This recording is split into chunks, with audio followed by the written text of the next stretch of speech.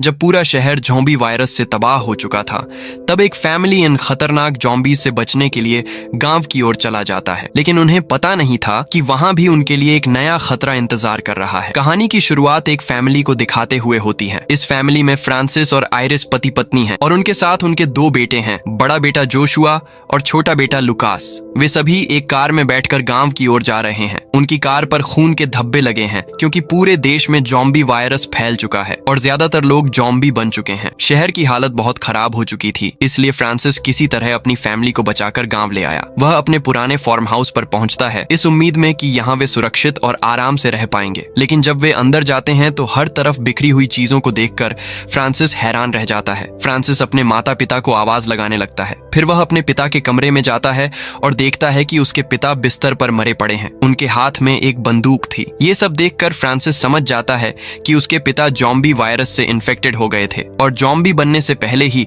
उन्होंने खुद को खत्म कर लिया। वह अपने पिता की बंदूक उठा लेता है और उनके हाथ में पहनी घड़ी भी निकाल लेता है। जैसे ही वह कमरे से बाहर निकलता है, उसे किसी की आवाज सुनाई देती है। वह देखता है कि उसकी माँ एक भयानक शक्ल के साथ दीवार से सिर टकरा रही है और बस सॉरी कह रही है। उनका शरीर आधा कट चुका था, लेकिन फिर भी वह जिंदा थी। अचानक वह फ्रांसिस पर हमला करने के लिए आगे बढ़ती है। वह उसे काटने ही वाली होती है। फ्रांसिस तुरंत उसे गोली मार देता है। बाद में वह अपने माता पिता की डेड बॉडी को जमीन में दफना देता है और समझ जाता है कि अब यह वायरस गांव में भी फैल चुका है। अब उसे और ज्यादा सतर्क रहना होगा। इसके बाद फ्रांसिस का बड़ा बेटा जोशुआ उसके पास आता है और कहता है कि उन्हें स्टोर रूम में जाकर देखना चाहिए, शायद वहां से कुछ जरूरी सामान मिल जाए। फ्रांसिस और जोशुआ स्टोर रूम में जाते हैं और देखते हैं कि फार्म हाउस के केयर टेकर ने फांसी लगाकर आत्महत्या कर ली है। कुछ देर तक वे चुपचाप खड़े रहते हैं। फिर फ्रांसिस जोशुआ से कहता है कि वह केयर टेकर की कमर से चाबियों का गुच्छा निकाल लें। जोशुआ डरते हुए आगे बढ़ता है और जैसे ही वह चाबियों का गुच्छा निकालने के लिए जोर से खींचता है, केयर टेकर का बॉडी अचानक उसके ऊपर गिर जाता है। इससे वह बुरी तरह डर जाता है और भागकर बाहर चला जाता है। जोशुआ जब बाहर आकर खुद को संभाल रहा होता है, तभी आयरिस उसे इस हालत में देख लेती है और फ्रांसिस से पूछती है कि जोशुआ को क्या हुआ। फ्रांसिस उसे बताता है कि कुछ खास नहीं, बस एक लाश उसके ऊपर गिर गई थी। आयरिस गुस्से में कहती है कि जोशुआ से ऐसे काम मत करवाया करो, लेकिन फ्रांसिस कहता है अगर हमें यहाँ जिंदा रहना है तो यह सब सीखना ही पड़ेगा, वरना हम ज्यादा दिन नहीं टिक पाएंगे। इसके बाद वह अपने छोटे बेटे लुकास को गन्ने का एक टुकड़ा खाने के लिए देता है। लुकास को खाते हुए देखकर फ्रांसिस खुश हो जाता है। यहाँ हम देखते हैं कि फ्रांसिस अपने बड़े बेटे से ज्यादा अपने छोटे बेटे का ख्याल रखता है। इसके बाद फ्रांसिस को लेकर बेसमेंट के कमरे में जाती है। इस कमरे को देखते ही फ्रांसिस थोड़ा घबरा जाता है और अपने बचपन की यादों में खो जाता है। उसके पिता उसे इसी कमरे में लाकर सजा दिया करते थे। रात होते ही पूरा परिवार एक साथ खाने के लिए बैठता है। तभी जोशुआ को एक रेडियो मिल जाता है। वह उसे चालू करने की कोशिश करने लगता है, लेकिन यह बात उसके पिता यानी फ्रांसिस को बिल्कुल पसंद नहीं आती। फ्रांसिस उसे रोकते हुए कहता है कि पहले खाना खा लो, फिर यह सब करना। तब जोशुआ बताता है कि उसकी गर्लफ्रेंड एलिस ने उसे मैसेज किया है। वह अपने परिवार के साथ उत्तर की पहाड़ियों की तरफ जा रही है, जहां सरकार ने कैंप बनाया है। फ्रांसिस यह सुनते ही कहता है कि वह किसी कैंप में नहीं जाने वाले। उसे लगता है कि वहां लोगों को जानवरों की तरह ठूंस ठूंस कर रखा जाएगा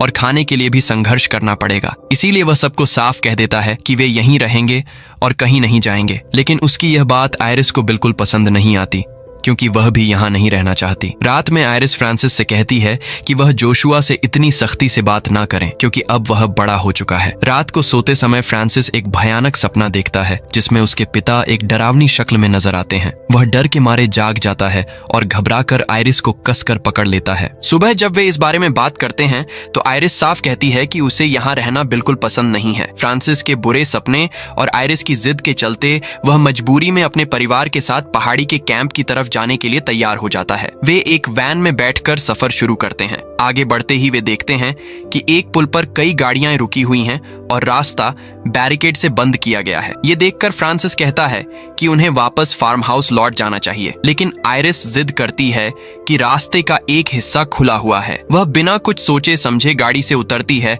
और बैरिकेड हटाने की कोशिश करने लगती है, लेकिन वह उसे हिला भी नहीं पाती। तभी अचानक एक ज़ॉम्बी उसके सामने आ जाता है। आयरिस घबराकर भागने लगती है। तभी फ्रांसिस गाड़ी से उतरकर ज़ॉम्बी को गोली मारकर उसे बचा लेता है, लेकिन गोलियों की आवाज सुनकर और भी ज़ॉम्बी वहां आ जाते हैं और वे सीधा बच्चों को बैठे हुए देखकर गाड़ी पर हमला कर देते हैं। कोई रास्ता ना देखकर फ्रांसिस चालाकी से ज़ॉम्बी का ध्यान अपनी तरफ खींचता है। ज़ॉम्बी लगभग उसे पकड़ ही लेते हैं, लेकिन किसी तरह वह खुद को छुड़ाकर एक ग्रेनेड उनकी तरफ फेंक देता है। तेज धमाके के साथ जॉम्बी खत्म हो जाते हैं और उनका परिवार बच जाता है। लेकिन इस बीच उनकी गाड़ी स्टार्ट नहीं होती। अब उनके पास कोई और रास्ता नहीं बचता, इसलिए वे पैदल ही फार्म हाउस की ओर निकल पड़ते हैं। घर लौटने के बाद फ्रांसिस आयरिस से साफ कहता है कि अब से सब कुछ उसके हिसाब से चलेगा। अगली सुबह फ्रांसिस अकेले ही अपनी गाड़ी लाने के लिए पुल की तरफ जाता है। जैसे ही वह गाड़ी में बैठकर उसे स्टार्ट करता है, उसके दिमाग में एक ख्याल आता है, अगर उनके पास गाड़ी होगी तो उसकी पत्नी दोबारा यहाँ से जाने का सोच सकती है। यही सोचकर वह गाड़ी वहीं छोड़ देता है और वापस फार्म हाउस आ जाता है। जब आयरिस उसे गाड़ी के बारे में पूछती है तो वह झूठ बोलता है कि गाड़ी स्टार्ट ही नहीं हो रही थी। रात में वह घर की लाइट्स और ऐसी ठीक करता है और फिर बच्चों के साथ मस्ती करने लगता है। वे हंसते गाते झूम रहे होते हैं और दूर खड़ी आयरिस यह सब देख रही होती है। वह सोचने लगती है कि फ्रांसिस इस जगह को अपना घर मान चुका है और यही रहना चाहता है। थोड़ी देर बाद जोशुआ और लुकास मिलकर पुरानी फोटो एल्बम देखने लगते हैं। एक तस्वीर में वे अपने पिता फ्रांसिस और चाचा डिएगो को देखते हैं। लुकास तब कहता है कि जोशुआ बिल्कुल डिएगो चाचा जैसा दिखता है। ये सुनकर जोशुआ सोच में पड़ जाता है। उसके दिमाग में ये सवाल उठता है कि आखिर उसके माता पिता के बीच इतनी टकरार क्यों रहती है। उसे धीरे धीरे एहसास होने लगता है कि उसका असली पिता फ्रांसिस नहीं बल्कि डिएगो था और यही वजह थी कि फ्रांसिस हमेशा लुकास को ज्यादा प्यार करता था। इस बात का ख्याल आते ही जोशुआ के मन में शक और गहरा हो जाता है। अगली सुबह जब फ्रांसिस नींद से जागता है तो वह आयरिस से माफी मांगता है। वह एक्सेप्ट करता है कि अब तक जो कुछ भी हुआ उसके लिए वह जिम्मेदार है। ये सुनकर आयरिस भी अपने व्यवहार के लिए उसे सॉरी कहती है। फ्रांसिस उसे माफ कर देता और कहता है, आज से हम सब कुछ नए सिरे से शुरू करेंगे। हम यहीं रहेंगे और बच्चों का भी ध्यान रखेंगे। बातें खत्म करने के बाद फ्रांसिस मुर्गियों के अंडे लेने के लिए बाड़े में जाता है, लेकिन जैसे ही वह वहां पहुंचता है उसे एक पागल कुत्ता दिखता है जो मुर्गियों को फाड़ कर खा रहा होता है। फ्रांसिस जल्दी से कुत्ते को भगाने की कोशिश करता है, लेकिन तभी वह पागल कुत्ता उसकी कलाई पर जोर से काट लेता है। घबराकर वह घर लौटता है। आयरिस जल्दी से उसकी पट्टी करती है और जख्म पर ड्रेसिंग करके उसे बांध देती है। वह घबराकर कहती है कि हमें तुरंत यहाँ से निकलना होगा। ये कुत्ते का काटा हुआ जख्म खतरनाक हो सकता है। अगर इन्फेक्शन फैल गया तो तुम्हारी जान भी जा सकती है। हमें जल्द से जल्द अस्पताल जाना चाहिए। लेकिन फ्रांसिस जिद पर अड़ जाता है और कहता है, मैं कहीं नहीं जा रहा। अगर सही से ड्रेसिंग की जाए तो यह जख्म खुद ही ठीक हो जाएगा। इधर जोशुआ घर के बाहर सड़क के पास जाकर रेडियो सिग्नल पकड़ने की कोशिश करता है। तभी उसे डेल्टा कैंप के बारे में कुछ सुनाई देता है। वह तुरंत भागकर अपने माता पिता को बुलाता है और उन्हें इस कैंप के बारे में बताता है, लेकिन फ्रांसिस उसकी बात पर यकीन नहीं करता। वह गुस्से में कहता है, झूठ बोलना बंद करो। जोशुआ फ्रांसिस का मानना था कि इस दुनिया में अब कोई सुरक्षित जगह नहीं बची। या तो सभी लोग मर चुके हैं या फिर ज़ॉम्बी वायरस से संक्रमित हो चुके हैं। रात के खाने के दौरान पूरा परिवार डेल्टा कैंप को लेकर बातें कर रहे थे। फ्रांसिस सभी से कहता है, बाहर की दुनिया पूरी तरह बर्बाद हो चुकी है। वहां जिंदा रहने का कोई मौका नहीं है। हम यहीं सुरक्षित हैं और हमें यहीं रहना चाहिए। अगली सुबह जोशुआ अपने पिता के पास आता है। वह कहता है, पापा, मैं भी अपने परिवार के लिए कुछ करना चाहता हूँ। मैं अब बच्चा नहीं रहा। मुझे भी अपने फैसले खुद लेने चाहिए। मुझे मेरी आजादी चाहिए। लेकिन फ्रांसिस उसकी बात को नजरअंदाज कर देता है। फ्रांसिस कहता है, तुम अभी इतने बड़े नहीं हुए कि अपने फैसले खुद ले सको। अपने परिवार की रक्षा के लिए कभी कभी किसी को मारना भी पड़ता है। क्या तुम किसी की जान ले सकते हो? जोशुआ तुरंत जवाब देता है, अगर अपने परिवार को बचाने के लिए मुझे किसी को मारना पड़ा तो मैं वह भी कर सकता हूँ। फ्रांसिस उसकी हिम्मत को परखने के लिए उसे घर के बाहर खुले मैदान में ले जाता है। वह एक जगह टारगेट सेट करता है और जोशुआ से कहता है, अगर तुम इतने बहादुर हो तो इस पर निशाना लगाकर गोली चलाओ। जोशुआ बंदूक उठाता है और कोशिश करता है, लेकिन कई बार निशाना चूक जाता है। ये देखकर फ्रांसिस को गुस्सा आ जाता है। वह जोर से चिल्लाकर कहता है, अगर तुम अपने परिवार की हिफाजत नहीं कर सकते तो ये बातें करना बंद करो। जोशुआ डर जाता है, लेकिन फिर वह गहरी सांस लेता है और गुस्से में लगातार फायरिंग करने लगता है। घर में मौजूद आयरिस गोलियों की आवाज सुनकर लुकास को साथ लेकर बाहर आ जाती है। वह गुस्से में फ्रांसिस से कहती है, जोशुआ के साथ इस तरह का बर्ताव मत करो। लेकिन तभी उनकी नजर सामने खड़े एक ज़ॉम्बी पर पड़ती है। शुरुआत में वे इसे ज्यादा गंभीरता से नहीं लेते, लेकिन कुछ ही देर में देखते हैं कि सिर्फ एक नहीं बल्कि ज़ॉम्बियों का पूरा झुंड उनकी तरफ बढ़ रहा है। फ्रांसिस चिल्लाता है, भागो। वे बिना देर किए वहां से भागने लगते हैं। किसी तरह वे घर के अंदर घुसकर दरवाजा बंद कर लेते हैं और दरवाजे के सामने भारी सामान रख देते हैं ताकि ज़ॉम्बी अंदर न आ सके। फिर वे ऊपर जाकर देखते हैं कि ज़ॉम्बी पूरे घर को घेर चुके हैं। कुछ देर बाद ज़ॉम्बी उनकी मौजूदगी भांप लेते हैं और दरवाजा तोड़ने की कोशिश करने लगते हैं। फ्रांसिस समझ जाता है कि अब उनका बचना मुश्किल है लेकिन तभी अचानक कोई आदमी अपनी गाड़ी लेकर वहां आता है और तेज हॉर्न बजाने लगता है। जोम्बी का ध्यान तुरंत उस गाड़ी की तरफ चला जाता है। वह आदमी गाड़ी घुमाकर वहां से भाग जाता है और जोम्बी भी उसके पीछे दौड़ पड़ते हैं। लेकिन फ्रांसिस गाड़ी को देखकर समझ जाता है कि यह किसकी है। अगली सुबह वह एक छोटे से नदी किनारे जाता है। उससे मिलने यह शख्स और कोई नहीं बल्कि उसका बड़ा भाई डिएगो था। यही डिएगो था जिसने पिछली रात उनकी जान बचाई थी। डिएगो बताता है कि वह अपने माता पिता से मिलने आया था। तब फ्रांसिस उसे बताता है कि उनके माता पिता अब इस दुनिया में नहीं रहे। डिएगो फ्रांसिस को मदद की पेशकश करता है कि अगर तुम चाहो तो मैं तुम्हारी मदद के लिए रुक सकता हूँ। लेकिन यह सुनते ही फ्रांसिस भड़क उठता है। वह डिएगो को बिल्कुल बर्दाश्त नहीं कर सकता था, क्योंकि शादी के बाद डिएगो ने फ्रांसिस की पत्नी यानी आयरिस के साथ नाजायज रिश्ता बना लिया था और जोशुआ डिएगो का बेटा था। गुस्से में फ्रांसिस उसे तुरंत वहां से चले जाने को कहता है। डिएगो जाने से पहले फ्रांसिस को एक नक्शा देता है और कहता है, अगर तुम जिंदा रहना चाहते हो तो उत्तर की पहाड़ियों की तरफ चले जाओ। वहां एक कैंप बना है। शहर के जोम्बी धीरे धीरे इस तरफ बढ़ रहे हैं, लेकिन फ्रांसिस उसकी कोई भी बात सुनना नहीं चाहता। गुस्से में आकर वह नक्शे को जलाने की कोशिश करता है, लेकिन फिर कुछ सोचकर रुक जाता है। वह नक्शा अपने पास ही रख लेता है। इसके बाद फ्रांसिस घर लौटकर अपने भाई डिएगो की जैकेट आयरिस को दिखाता है और कहता है वह अब जिंदा नहीं है। आयरिस मायूस हो जाती है और बिना कुछ कहे कमरे में चली जाती है। इधर फ्रांसिस को एहसास होता है कि जॉम्बी कभी भी यहाँ पहुंच सकते हैं, इसलिए वह दरवाजों और खिड़कियों को और मजबूत करने लगता है। इसी दौरान लुकास खेलते खेलते बेसमेंट में पहुंच जाता है। वहां खिड़की से बाहर झांकते ही वह डर के मारे जोर से चीख पड़ता है। आयरिस तुरंत वहां पहुंचती है और देखती है कि एक बूढ़ा जोम्बी बाहर से खिड़की की तरफ झांक रहा था। वह लुकास को समझने लगती है कि यह जोम्बी कमजोर है और ज्यादा खतरा नहीं है। फ्रांसिस ये सब छिपकर सुन रहा होता है। वह चुपचाप उसे जोम्बी का पीछा करता है और उसे मारकर उसका सर काट देता है। घर लौटने के बाद वह सभी को इकट्ठा कर कहता है कि बाहर अब भी खतरनाक जोम्बी मौजूद हैं और हमें फार्म हाउस में ही रहना होगा, क्योंकि यहीं पर हम सबसे ज्यादा सुरक्षित हैं। आयरिस को समझ आता है कि फ्रांसिस उससे झूठ बोल रहा है। बाद में जब फ्रांसिस नहाने के लिए जाता है तो जोशुआ उसके कमरे में जाकर वह नक्शा देख लेता है जो डिएगो ने उसे दिया था। थोड़ी देर बाद फ्रांसिस बाहर आता है और जोशुआ को वहां से जाने के लिए कहता है। रात होते ही फ्रांसिस क्रिसमस सेलिब्रेट करने की तैयारी करने लगता है। सब उसे टोकते हैं कि अभी तो सितंबर है, इस महीने में क्रिसमस कैसे हो सकता है। फ्रांसिस कहता है कि उनके लिए आज क्रिसमस है। यह देखकर साफ पता चलता है कि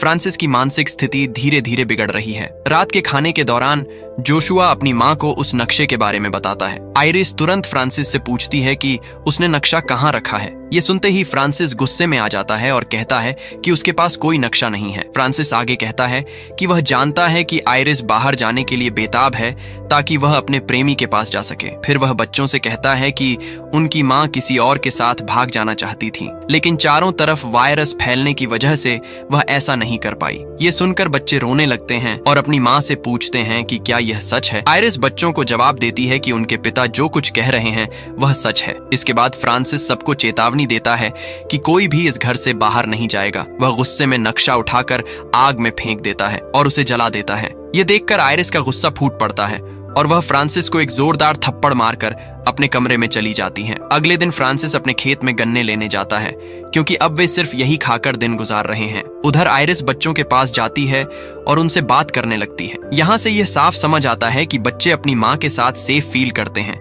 क्योंकि उनका पिता फ्रांसिस धीरे धीरे मानसिक रूप से असंतुलित होता जा रहा है और सबके साथ अजीब बर्ताव कर रहा है। शाम को जब फ्रांसिस घर लौटता है तो वह अपने साथ एक बड़ा बोर्ड लेकर आता है और उसे घर के दरवाजे के सामने लगा देता है। इसके बाद वह सभी को इकट्ठा करके कहता है कि अब से कोई भी घर के बाहर नहीं जाएगा, क्योंकि उसने कुछ जॉम्बी बाहर घूमते हुए देखे हैं। वह बताता है कि वे जॉम्बी बेहद खतरनाक हैं और अगर किसी ने भी बाहर जाने की कोशिश की तो वे हमला कर देंगे। ये सुनकर जोशुआ कहता है कि उसके पिता यह सब सिर्फ इसीलिए बता रहे हैं ताकि कोई बाहर ना जाए, जबकि बाहर जाने से कोई खतरा नहीं है। जोशुआ की ये बात सुनकर फ्रांसिस को गुस्सा आ जाता है। वह गुस्से में जोशुआ को जोरदार थप्पड़ मार देता और यहाँ तक कि उसे नाजायज औलाद कहकर गाली देने लगता है। तभी अचानक उनके दरवाजे पर किसी के दस्तक देने की आवाज आती है। दरवाजे के दूसरी तरफ से एक सैनिक उनकी मदद की गुहार लगा रहा था। वह चाहता था कि उसे उनके साथ घर में रहने दी जाए। फ्रांसिस उसे अंदर लेने के लिए तैयार नहीं था और गुस्से में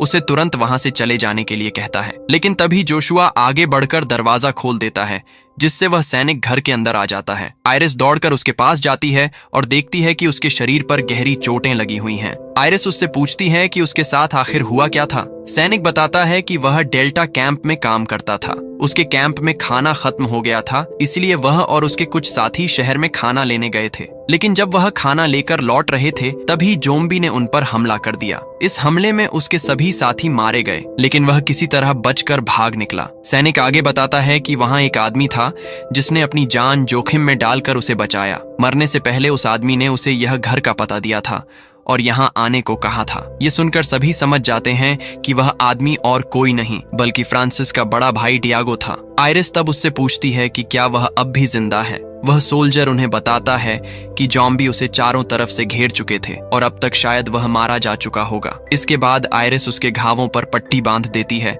और फ्रांसिस से कहती है कि उसे कम से कम आज रात यहीं रुकने दिया जाए। फ्रांसिस उसकी बात मान लेता है, लेकिन शर्त रखता है कि वह केवल बेसमेंट में ही रहेगा ताकि परिवार पूरी तरह सेफ रहे। रात में जब सब सो रहे होते हैं, तब जोशुआ अपनी माँ के पास आता है और उसे टेंशन ना करने के लिए कहता है। वह आगे कहता है कि किसी भी तरह वे जल्द से जल्द यहाँ से निकल जाएंगे, क्योंकि अब उसे पता चल चुका है कि फ्रांसिस उसका असली पिता नहीं है और शायद इसी वजह से वह उसके साथ बुरा बर्ताव करता है। लेकिन जोशुआ दिल से फ्रांसिस को ही अपना पिता मानता है। वही यह भी बताता है कि आज रात वह बाहर जाकर हालात का जायजा लेना चाहता है ताकि सही समय पर वे यहाँ से निकल सके।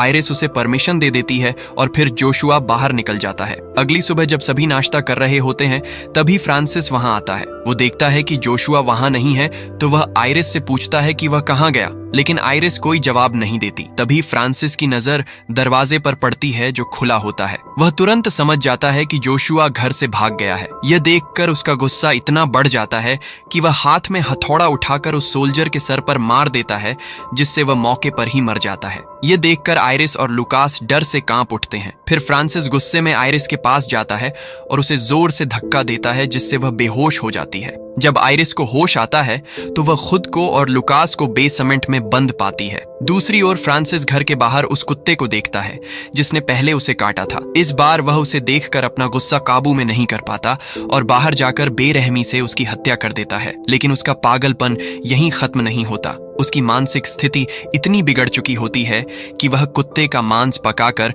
आयरिस और लुकास के पास लाता है और उन्हें खाने के लिए मजबूर करता है। लेकिन आयरिस को शक होता है, इसलिए वह खाने से इनकार कर देती है। यह देख फ्रांसिस और गुस्से में आ जाता है और खाना जमीन पर फेंक देता है। प्लेट के साथ उसमें रखी एक छुरी भी जमीन पर गिर जाती है। आयरिस किसी तरह अपने पैरों से उस छुरी को छुपा लेती है। इसके बाद आयरिस फ्रांसिस के पास जाती है और उसे शांत करने की कोशिश करती है। वह कहती है कि उसकी जिंदगी में सिर्फ फ्रांसिस ही सबसे जरूरी है। लेकिन तभी फ्रांसिस की नजर आयरिस के पैरों के नीचे छुपी हुई छुरी पर पड़ती है। वह तुरंत छुरी उठा लेता और आयरिस को दोबारा बेसमेंट में बंद कर देता। आयरिस वहां से भागने की कोशिश करती है, लेकिन बदकिस्मती से उसका पैर फिसल जाता है और वह नीचे गिरकर बेहोश हो जाती है। कुछ देर बाद जब उसे होश आता है तो लुकास उससे पूछता है कि अब उन्हें क्या करना चाहिए। आयरिस उसे एक प्लान बताती है और सिखाती है कि उसे कैसे एक्टिंग करना है। लुकास उसकी बात मानकर जोर जोर से चिल्लाने लगता है। उसकी आवाज सुनकर फ्रांसिस तेजी से वहां आता है। जैसे ही वह पास आता है, आयरिस मौके का फायदा उठाकर उस पर हमला कर देती है। वह किसी तरह फ्रांसिस को बेहोश कर देती है और लुकास के साथ मिलकर उसे बेसमेंट में बंद कर देती है। बेसमेंट में बंद होने के बाद फ्रांसिस को अपने बचपन की भयानक यादें आने लगती हैं। दूसरी ओर आयरिस जरूरी सामान लेकर वहां से भागने की कोशिश करती है, लेकिन तभी वह दरवाजे पर डिएगो को देखती है, जो अब एक ज़ॉम्बी बन चुका होता है। आयरिस तेजी से लुकास को पकड़कर घर के अंदर वापस भागती है और दरवाजा बंद करने की कोशिश करती है, लेकिन तब तक डिएगो अंदर आ जाता है। वह लुकास पर हमला कर देता है। अपने बेटे को बचाने के लिए आयरिस ज़ॉम्बी को रोकने की कोशिश करती है, लेकिन वह उस पर भी हमला कर देता है। इसी बीच बेसमेंट में बंद फ्रांसिस उनकी चीखें सुन लेता है। वह पूरी ताकत लगाकर दरवाजा तोड़ता है और ऊपर आ जाता है। फिर वह तुरंत डिएगो पर हमला करता है और छुरी से उसे मार डालता है। इसके बाद फ्रांसिस आयरिस के पास जाता है और गुस्से में उससे पूछता है कि उसने उसके साथ ऐसा क्यों किया, लेकिन तभी लुकास उनके सामने आ जाता है। वे देखते हैं कि ज़ॉम्बी ने लुकास को काट लिया है। ये देखकर आयरिस और फ्रांसिस बुरी तरह से घबरा जाते हैं। फ्रांसिस ये सब देखकर सदमे में आ जाता है और तुरंत शांत हो जाता है। अब उसका सारा गुस्सा खत्म हो चुका था। वह आयरिस से हाथ जोड़कर विनती करता है कि किसी भी हालत में उनके बेटे को बचा लिया जाए। आयरिस के पास कोई और रास्ता नहीं बचा, इसलिए वह हिम्मत जुटाकर लुकास का इन्फेक्टेड हाथ काट देती है। फिर वह तुरंत उसकी चोट पर पट्टी बांध देती है। अपने बेटे की ये हालत देखकर फ्रांसिस अंदर से टूट जाता है। आयरिस घबराते हुए फ्रांसिस से कहती है कि उसे तुरंत एक गाड़ी लेकर आनी होगी ताकि वे लुकास को डॉक्टर के पास ले जा सकें। उसकी बात सुनकर फ्रांसिस गाड़ी लेने के लिए तुरंत निकल पड़ता है। वह उस पुल पर पहुंचता है जहां उनकी गाड़ी खड़ी थी। जैसे ही वह गाड़ी के पास पहुंचता है, अचानक जोशुआ वहां आ जाता है। जोशुआ फ्रांसिस को खून से सना हुआ देखकर घबरा जाता है। उसके दिमाग में यह ख्याल आता है कि शायद फ्रांसिस ने उसकी मां को मार दिया है। गुस्से से बिना कुछ सोचे समझे वह फ्रांसिस पर गोली चला देता है, लेकिन जब वह उसके पास जाता है तो उसे सच्चाई का पता चलता है। उसकी मां सेफ है, लेकिन लुकास की हालत गंभीर होती जा रही है। फ्रांसिस जल्दी से जोशुआ से कहता है कि वह गाड़ी लेकर तुरंत घर जाए ताकि लुकास को बचाया जा सके। फ्रांसिस अपने गुस्से और सख्त रवैये के बावजूद अपने बेटों से बेहद प्यार करता था। इसके बाद जोशुआ कार लेकर घर की ओर निकल पड़ता है। दूसरी तरफ आयरिस बेसब्री से गाड़ी के आने का इंतजार कर रही होती है। तभी बाहर से एक गाड़ी के आने की आवाज सुनाई देती है और इसी रहस्यमयी मोड़ पर फिल्म खत्म हो जाती है।